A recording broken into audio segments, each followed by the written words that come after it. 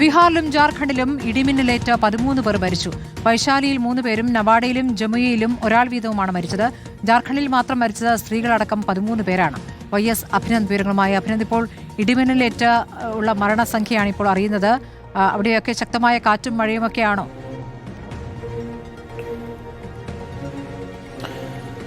സ്മൃതി, രണ്ട് സംസ്ഥാനങ്ങളിലും കഴിഞ്ഞ ഏതാനും ദിവസങ്ങളായി കനത്ത ചൂടായിരുന്നു. ചൂടിന് ആശ്വാസമായാണ് മഴ എത്തിയത്. മഴയുടെ തുടർന്നുണ്ടായ ഇടിമിന്നലിലാണ് ഇപ്പോൾ 13 പേർക്ക് ജീവൻ നഷ്ടമായിരിക്കുന്നത്. ജാർഖണ്ഡിൽ മാത്രം 13 പേർ മരിച്ചു.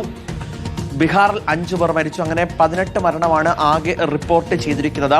ഈ 5 മരണങ്ങൾ ഇപ്പോൾ ബീഹാർ മുഖ്യമന്ത്രിയുടെ ഓഫീസ് തന്നെയാണ് സ്ഥിരീകരിച്ചിരിക്കുന്നത്. വ്യാപകമായിട്ടുള്ള നാശനഷ്ടമാണ് ബീഹാറിന്റെ പല ഭാഗങ്ങളിലും റിപ്പോർട്ട് ചെയ്തിട്ടുള്ളത്. ജാർഖണ്ഡിലും നാശനഷ്ടങ്ങൾ റിപ്പോർട്ട് ചെയ്തിട്ടുണ്ട്. പ്രതികൂല കാലാവസ്ഥയാണെന്നും പ്രതിസന്ധി രൂക്ഷമാകാൻ സാധ്യതയുണ്ട് എന്നുമാണ് കേന്ദ്ര കാലാവസ്ഥാ വകുപ്പ് വ്യക്തമാക്കുകയും ചെയ്യുന്നത്. ബീഹാറിൽ മരിച്ചവരുടെ കുടുംബത്തിന് 4 ലക്ഷം രൂപ അടിയന്തര ധനസഹായമാണ് ഇപ്പോൾ സർക്കാർ പ്രഖ്യാപിച്ചിരിക്കുന്നത്. പക്ഷേ സർക്കാരിന്റെ മഴക്കാലത്തിനോട് മുന്നോടിയായിട്ടുള്ള പ്രവർത്തനങ്ങൾ അതത്ര ശരിയല്ല എന്നുള്ള ഒരു ആരോപണം കൂടി ഇപ്പോൾ മുഖ്യമന്ത്രി സാമ്രാട്ട് ചൗധരിക്കെതിരെ പ്രതിപക്ഷം ബീഹാർ ഉന്നയിക്കുകയും ചെയ്യുന്നുണ്ട്. എന്തായാലും ഇരു സംസ്ഥാനങ്ങളിലെ ചൂടിന് പിന്നാലെയുള്ള മഴ, അതിനെ തുടർന്നുണ്ടായ ഇടിമിന്നലിലാണ് 18 പേർക്ക് ജീവൻ നഷ്ടമായത്. ജാർഖണ്ഡിൽ വിവിധ ജില്ലകളിലായി 13 പേർക്കും ബീഹാറിൽ വിവിധ ജില്ലകളിലായി 5 പേരുമാണ് ഇടിമിന്നലിനെ തുടർന്ന് മരിച്ചിരിക്കുന്നത്. ശരി.